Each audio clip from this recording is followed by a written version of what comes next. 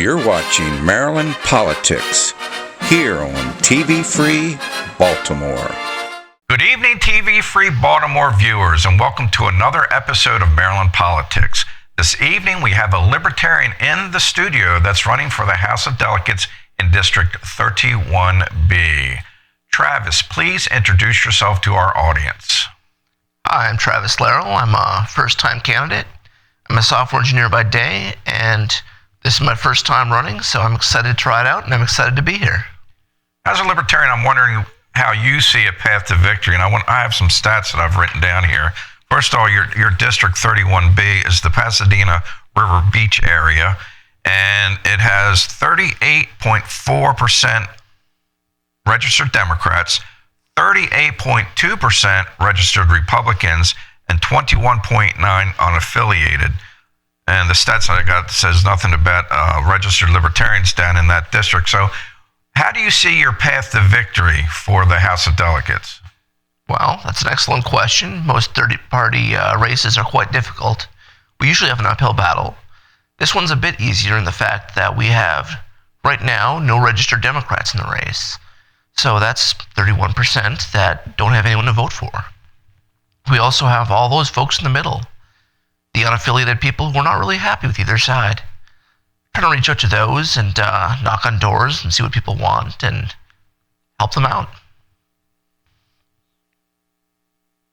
Okay, now if elected, what would be your top 3 priorities down in the House of Delegates? Well, first off, I would like to cut the taxes. We've been a very high-tax state for quite some time, and we definitely deserve a break. So I'd like to see some lower taxes for all Maryland citizens, not just people at the top or the people at the bottom. Second of all, I'd like to fix the roads. There's over $1 billion shortfall in the transportation fund that's never been restored. And I'd like to see the money collected for roads from your gas taxes, from other sources, go to fixing the roads and filling all those potholes and fixing the traffic up. Last but not least, I'd like to say no more mandates. We've had this COVID going on for 2 years and change, and I think people are tired of it. They want things to get back to normal. And it's our job to make sure that it gets there and to make sure that these emergency powers are not abused like they have been in the past. Interesting. And when I went to your website, I was very pleased to see the following statement. With this many taxes, potholes shouldn't exist anywhere in the state, and the roads in this state are getting bad. And also getting bad is the congestion on the roads, particularly during rush hour. Do you have any thoughts about how to improve the quality of life by decreasing the overcrowding on our roads? There's a few things we can do. First and foremost is just fixing the roads we do have. Updating them, adding a couple lanes where necessary. That's the basic first step. There are other things we can do, such as loosening zoning regulations. If we do that, it allows people to build houses closer to where they would like to work, shortening their commute and reducing overall traffic. I'm open to other ideas if people have them, and I welcome comments on the website or on my Facebook page. By all means, send in your ideas. And what kind of support are you finding down in Arundel County? Are you getting people donating money, people requesting yard signs? What kind of support are you finding? So I've talked to about a couple hundred people in the district so far, just knocking on doors and getting out there and running tabling events and so forth. And I've had good support. People are very excited to see me, and I like their suggestions that they offer. Many people have taken yard signs, so we've got a couple hundred of those. We still have a few more if somebody else wants one. And passing out literature, all that good stuff. A lot of people have been responding with, they want all the existing politicians out of the office. That's the most common response I've got when asking people what they'd like to see change.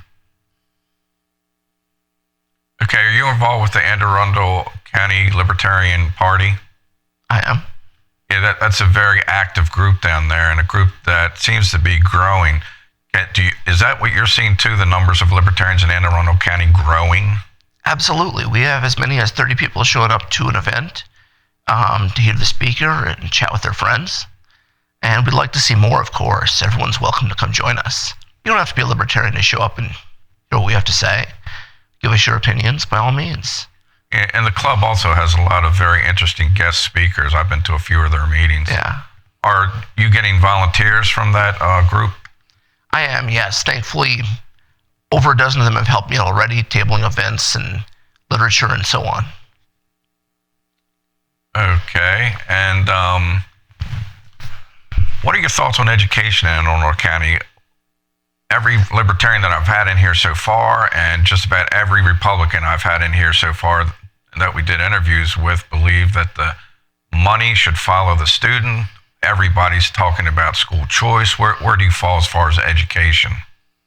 I'm strongly pro school choice. I like choice in almost everything, being a libertarian. And school choice seems like a easy answer.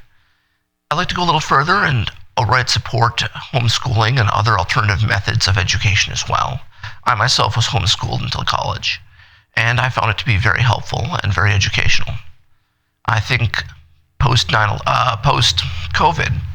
the number of homeschooled students in Maryland have grown greatly, and I'd like to see more recognition and support of them. Okay, give us some background on why you believe you're qualified to become a state delegate. Well, first of all, I came here because the military sent me here, and I've been working for DoD for the past 18 years at this point. So I've had a lot of chance to see government up close and personal. And unfortunately, a lot of it's bureaucracy and very slow moving and not as efficient as we'd like to see and we'd hope it could be. Personally, I don't think I'm a politician. I've never run for office before, so I don't have that kind of experience. But I don't believe delegates should be professional politicians. I believe they should represent a cross-section of average America.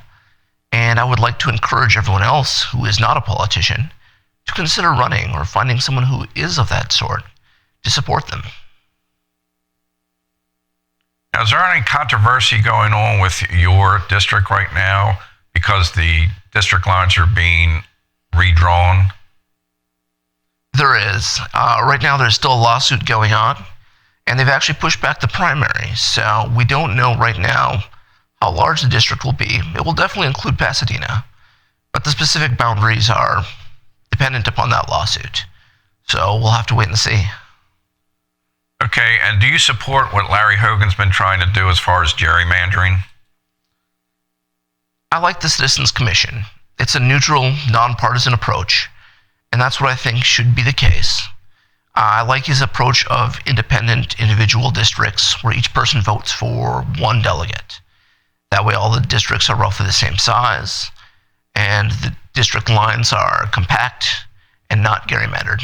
Okay, if elected, you would be the only libertarian in the General Assembly. Who would you caucus with as far as introducing legislation and supporting legislation?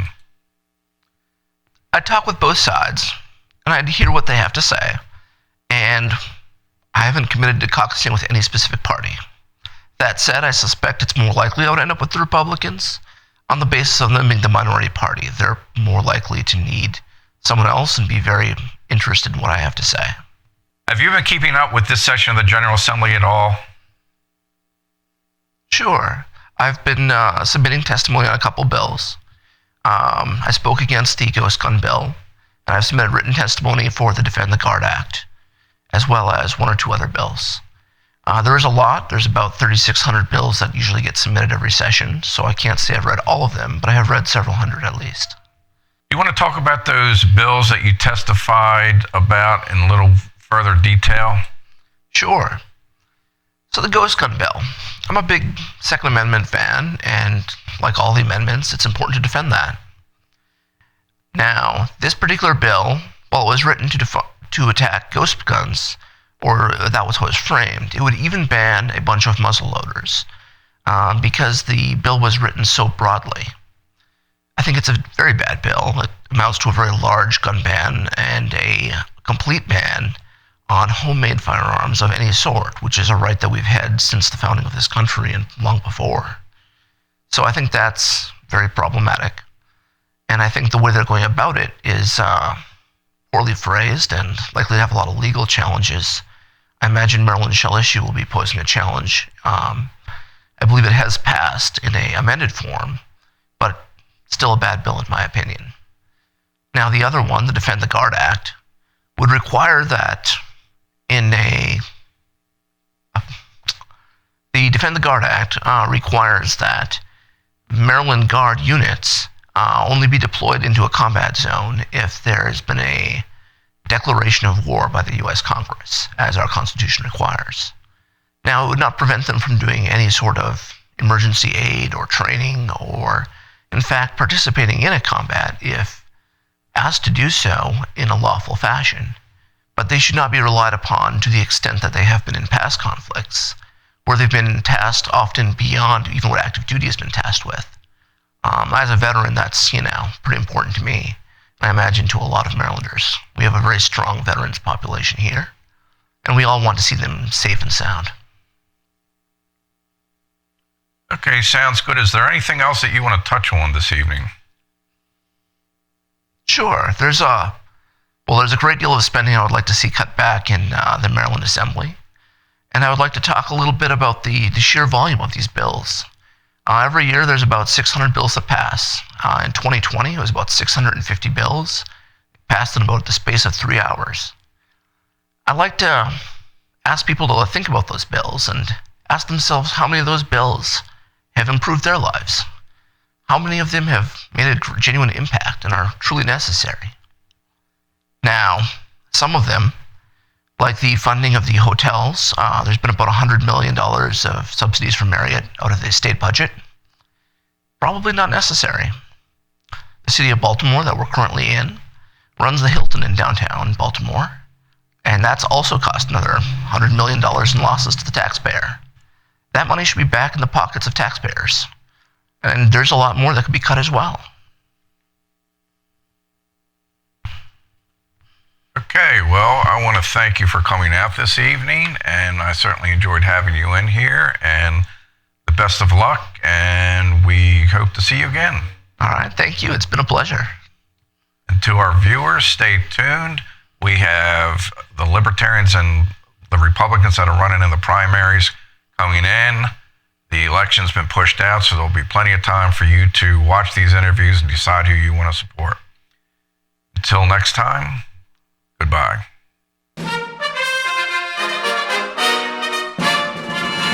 You're watching Maryland Politics here on TV Free Baltimore.